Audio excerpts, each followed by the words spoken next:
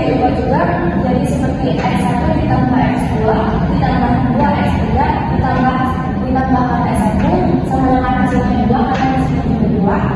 Lalu 7X1 ditambah 6X2 ditambah 2X3 ditambahkan S2 sama dengan 8. Lalu 2X1 ditambah 3X2 ditambah 4X3 ditambahkan S3 sama dengan 3. Lalu diubah ke dalam bentuk tabel, yaitu di mana S1-nya itu ada X1 yang nilainya adalah 1, 2, dan di sini X1-nya itu ada, berarti bisa dibilang 1, dan X2-nya itu 0, dan MK ini nilai mana di mana sama dengan 2. Lalu X2-nya juga sama, ada 7, 6, 2, 0, 1, 0, MK-nya itu 8, dan S3-nya itu 2, 3, 4, 0, 0, 1, dan 3, dan Z-nya itu diambil dari sini, dimana min 8, min 9, dan min 4. Lalu S1, S2, S3 ini tidak ada, berarti 0, 0, 0, 0. Oke, selanjutnya mencari kolom kunci, yaitu di sini kan mencari maksimal ya. Jadi jika Z maksimal, maka kolom kuncinya adalah nilai negatif tertinggi. Di sini nilai negatif tertingginya terdapat di X2, yaitu berarti ini adalah kolom kuncinya. Selanjutnya mencari baris kunci. Baris kunci adalah baris yang memiliki nilai indeks positif terkecil. Berarti selanjutnya yaitu mencari baris kunci, di mana rumusnya itu adalah indeks sama dengan NK dibagi kolom kunci. Di sini NK-nya itu 2 dan kolom kuncinya itu adalah di X2, berarti 2 dibagi 1 sama dengan 2. Selanjutnya ada 8 dibagi 6, yaitu berarti 6. Lalu di S3-nya itu ada 3 dibagi 3 sama dengan 1. Nah, di sini kita bisa melihat bahwa indeks terkecil itu berada di S3. Jadi ini adalah baris kuncinya. Jadi ini adalah baris kunci dan ini adalah mencari kolom kunci. Karena literasi 1 belum optimal, di sini saya akan melanjutkan ke literasi kedua. Dan S2 ini variabel masuk.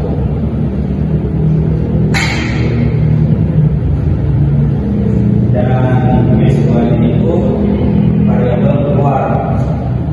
Di sini kita mencari nilai baru pada baris kunci, yaitu ini S3 2, 3, 4, 0, 0, 1, dan 3. Jadi kita masukkan baris kedua, yaitu S2, dan cara penghitungannya adalah kita masukkan 7, 6, 2, 0, 1, 0, dan 8. Nah, 7, 6 ini kita kalikan dengan yang ini, kayak seperti 7 dikali 2/3 dan 6 dikali 1, 2 dikali 4/3 dan 0 dikali 0, 1 dikali 0, dan 0 dikali 1/3 dan 8 dikali 1/3.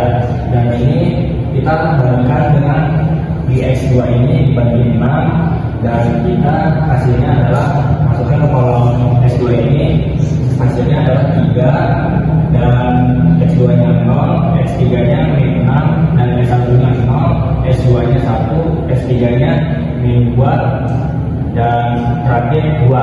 Dan S3 ini sama dengan 2, 3, 4, 0, 0, 1, dan 3, yaitu ini dan ini kita bagi saja 2 dibagi 3, 3 dibagi 3, 4 dibagi 3, 0 dibagi 3, dan 0 dibagi 3, tapi dibagi 3, 3 dibagi 3.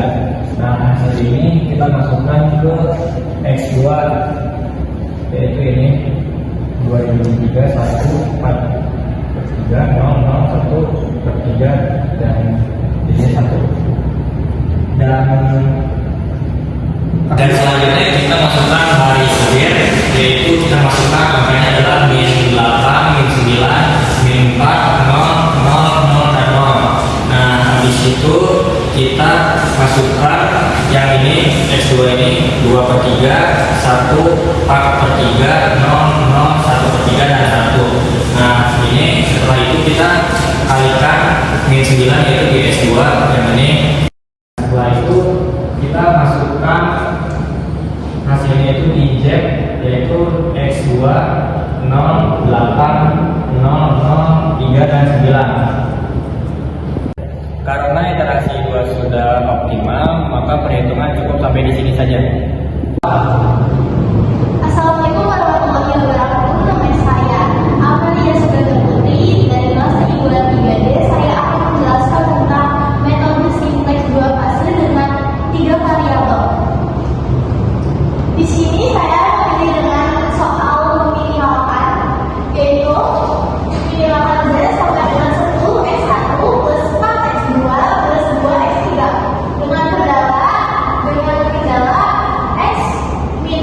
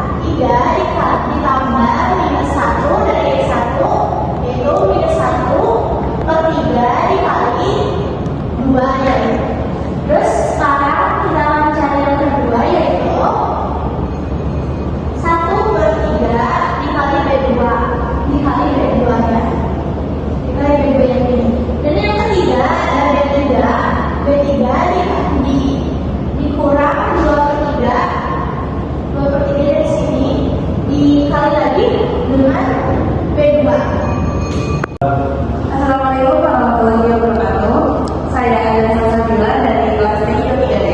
Di sini saya akan melanjutkan perhitungan dari yang sebelumnya dijelaskan oleh Maria. Dari perhitungan literasi kedua, karena literasi kedua belum optimal, maka kita lanjutkan ke literasi ketiga. Dengan rumus yang sama, dihasilkan nilai yang berada di tabel literasi 3. Apakah literasi 3 sudah optimal? Mari kita tentukan. Karena di sini nilai K-nya adalah NK ini belum 0, maka kita harus mencari pola kuncinya. Di sini diperkirakan pola kuncinya adalah 2 atau 1. Karena 2 atau 1 adalah nilai yang berbesar. 2 adalah nilai yang lebih besar dari 1, maka kuncinya adalah 2. Berarti literasi 3 belum optimal karena nilai angkanya belum 0. Dengan rumus yang sama, kita mendapatkan literasi keempat di mana nilai K sudah 0. Berarti ini sudah optimal. Nah, kemudian kita dapat tabel K1 A2. Karena ini sudah optimal, berarti ini dihapus saja. Sehingga terus di sini kita mendapatkan nilai ini X2 X1 dari sini, terus X2 dari sini, terus setengah X1 dari sini, X2 setengah dari sini. Dari perhitungan ini kita mendapatkan nilai X3. X3 karena di sini X3 adalah basisnya. Jadi setengah dikurang ini, dikurang ini, dikurang ini. Kemudian X1 sama setengah ini mendapatkan nilai 5/2. Jadi 5/2 adalah 5 dikurang ini, dikurang ini. Hasilnya ini. Kemudian hasil ini kita substitusikan ke Z. Hasilnya seperti ini. Dari hasil ini kemudian kita masukkan ke dalam kolom ini. Karena dalam kolomnya di sini sudah 0 dan angkanya sudah tidak ada negatif, berarti kolom ini adalah solusi optimalnya. Maka menghasilkan nilai Z adalah 11, X1-nya 0, X2-nya 5/2, dan X3-nya adalah 1/2. Mungkin itulah pembahasan dari soal kedua. Terima kasih.